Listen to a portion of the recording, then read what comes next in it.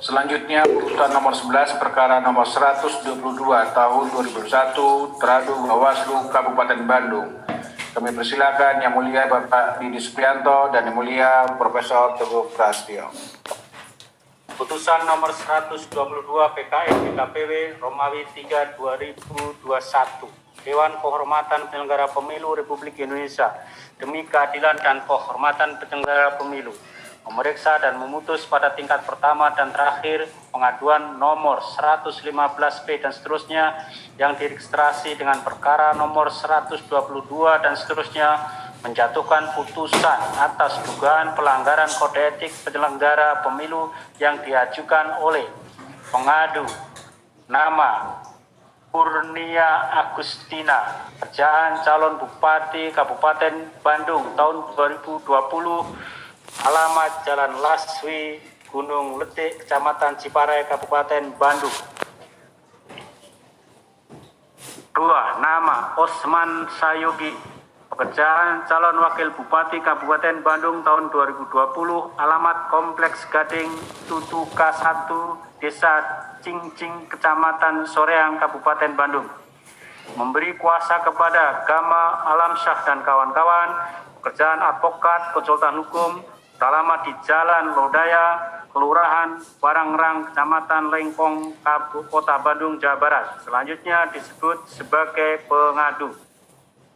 Terhadap teradu 1. Nama Kahpiana, teradu 1. 2. Nama Edi Ardia, teradu 2. 3. Nama Komarudin, teradu 3. Masing-masing adalah ketua dan anggota Bawaslu Kabupaten Bandung yang beralamat di Jalan Soreang, Kabupaten Bandung. Teradu 1 sampai dengan teradu 3 selanjutnya disebut sebagai para teradu. Membaca pengaduan pengadu, mendengar keterangan pengadu, mendengar jawaban para teradu, mendengar keterangan saksi, mendengar keterangan pihak terkait, serta memeriksa dan mempelajari dengan seksama segala bukti yang diajukan pengadu dan para teradu. Duduk perkara, kewenangan DKPP dan kedudukan hukum dianggap telah dibacakan. Pertimbangan putusan.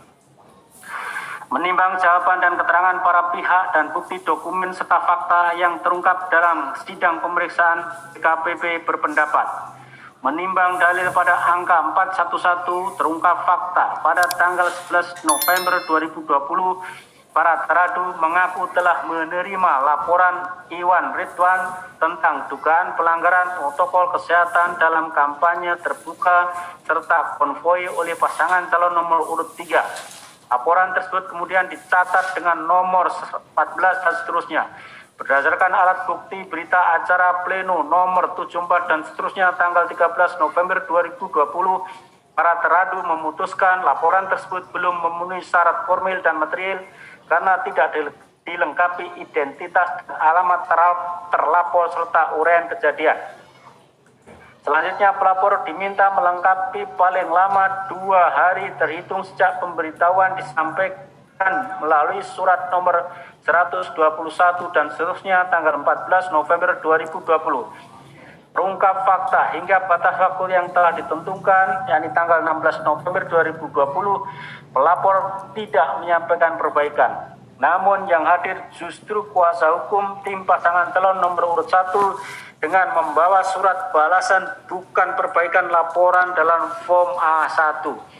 Berdasarkan rangkaian fakta tersebut, DKPP menilai tindakan para teradu dalam menindaklanjuti laporan nomor 14 tanggal 13 November 2020 telah sesuai dengan ketentuan pasal 9 ayat 4 dan 5 Peraturan Bawaslu nomor 8 tahun 2020. Selanjutnya berkenaan dengan laporan nomor 23 dan seterusnya tanggal 7 Desember 2020 terungkap fakta pelapor atas nama Ius Rusman melaporkan dugaan pidana pemilihan berupa upaya pembagian sembako dan uang untuk mempengaruhi pemilih di Kecamatan Paseh oleh tim pasangan calon nomor urut 3. Laporan tersebut bermula dari peristiwa pencegatan mobil Grand Max Nopol D8276 FR yang memuat 43 karung beras, minyak goreng berupa dus dan plastik, 23 amplop berisi A150.000 serta stiker bahan kampanye. Pada tanggal 8 Desember 2020 melalui surat nomor 199 dan seterusnya, pelapor diminta melengkapi syarat formil dan material dan telah dipenuhi pada tanggal 9 Desember 2020 sehingga pada hari yang sama laporan diregistrasi dengan nomor 42 dan seterusnya. Para teradu kemudian melakukan pembahasan bersama Sentra Gakumdu dan ditindaklanjuti klarifikasi kepada pelapor serta saksi-saksi pada tanggal 10-13 Desember 2020. Berdasarkan berita acara pembahasan kedua Sentra Gakumdu nomor 23 BA dan seterusnya tanggal 14 Desember 2020, laporan nomor 42 dan seterusnya disimpulkan tidak memenuhi unsur pasal 73 ayat 4 huruf C Undang-Undang nomor 1 tahun 2015 tentang penetapan peraturan pemerintah pengganti Undang-Undang nomor 1 tahun 2014 tentang pemilihan gubernur, bupati dan wali kota sebagaimana telah diubah terakhir dengan Undang-Undang nomor 6 tahun 2020. Terungkap fakta dalam pembahasan kedua Sentra Gakumdu, para teradu berkesimpulan tidak terbukti adanya pemberian sembako dan ajakan pemilih pasangan calon tertentu. Sembako yang diberikan berupa beras, minyak, dan uang diperuntukkan tim pemenangan paslon nomor urut 3 yang akan melaksanakan tugas jaga malam di masa tenang. Sedangkan stiker yang terdapat dalam mobil Grand Max merupakan sisa pembagian atribut kampanye. Terungkap fakta dalam sidang pemeriksaan, Seksi Heri Saputro menerangkan, pada masa tenang dirinya melihat adanya pembagian sembako ke rumah-rumah warga. Tidak hanya mobil Grand Max nomor D8276 FR yang dicegat warga dalam peristiwa tersebut, tetapi terdapat beberapa mobil lain yang memuat logistik serupa, bahkan terdapat poster paslon nomor urut 3. Saksi membuntuti mobil tersebut sejak di Kampung Cibodas. Gerakan Fatwa Ibu DKP menilai para teradu terbukti tidak sungguh-sungguh dalam menggali kebenaran material penanganan laporan nomor 42 dan seterusnya. Para teradu seharusnya melakukan segala upaya yang dibenarkan menurut hukum untuk mewujudkan kontestasi yang fair dan adil.